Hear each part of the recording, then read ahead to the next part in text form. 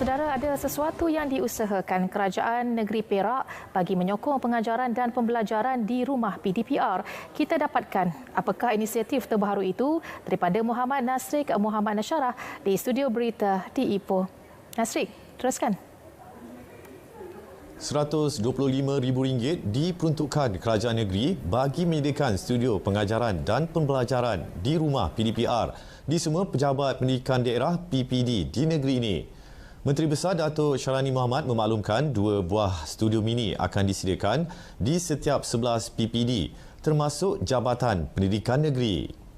Inisiatif bawah program tuition Cikgu Syarani ini selari dengan konsep PDPR yang kini menjadi amalan norma baru dalam menghadapi pandemik COVID-19.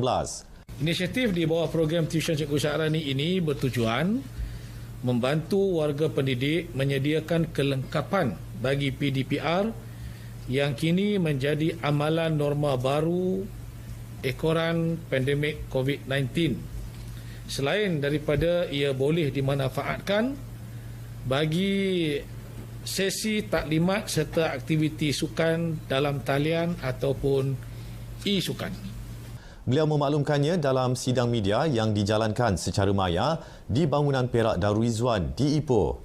Dalam perkembangan berkaitan, beliau turut memaklumkan Jabatan Pendidikan Negeri Perak turut menerima cek berjumlah RM15,000 bagi pelaksanaan Majlis Sukan Sekolah Perak E-Challenge 2021.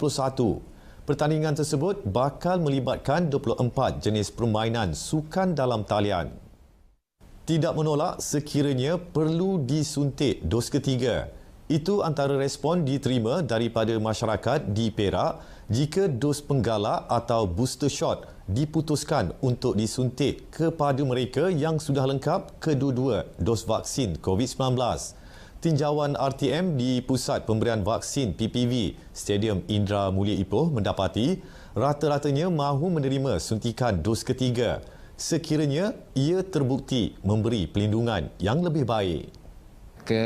Seperti kita sedia maklumlah, kalau kata dengan pengambilan dos yang ketiga ni dapat mengurangkan kesan ataupun kadar kesan positif COVID harian kita secara tak langsung menggalakkanlah pada penduduk-penduduk awam untuk mengambil dos yang ketiga. Dos ketiga kalau memang dalam pasal ini kita dah expire atau bila lah.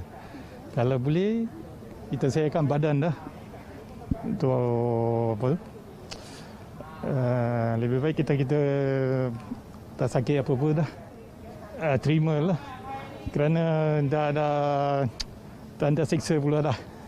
Boleh pergi mana-mana yang kita minat dah. Senang sikit.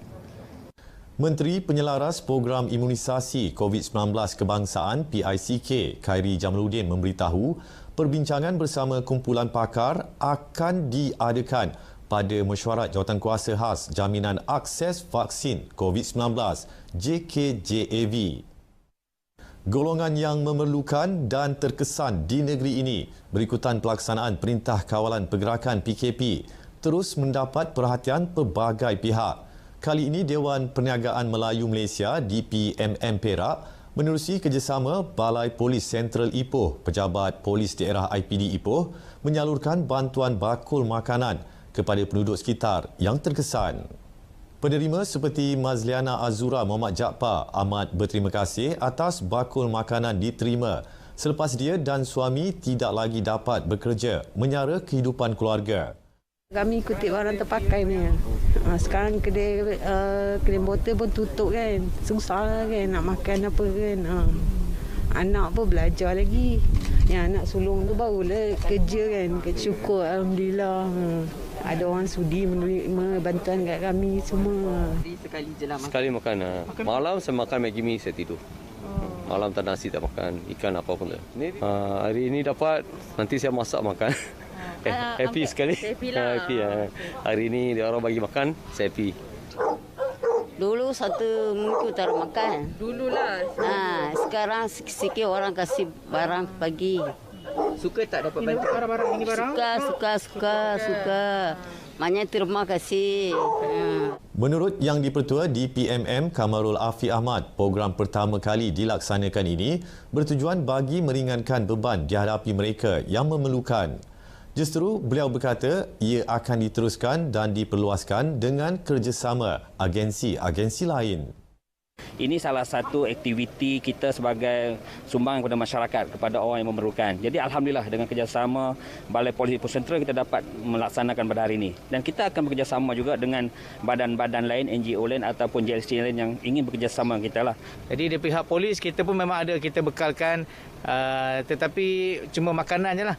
Makanan yang dah siap masak kepada penduduk-penduduk yang memerlukan makanan. Betul. Kita memang mengharap untuk NGO lain untuk datang tampil bersama-sama dengan polis untuk memberi bantuan kepada masyarakat yang sedang mengalami kesusahan sekarang. Setakat ini sahaja paparan berita wilayah dari Perak Darul Rizwan. Ingat, jangan sebarkan berita palsu yang boleh mendatangkan kemudaratan terhadap orang lain. Kembali ke Angkasa Puri.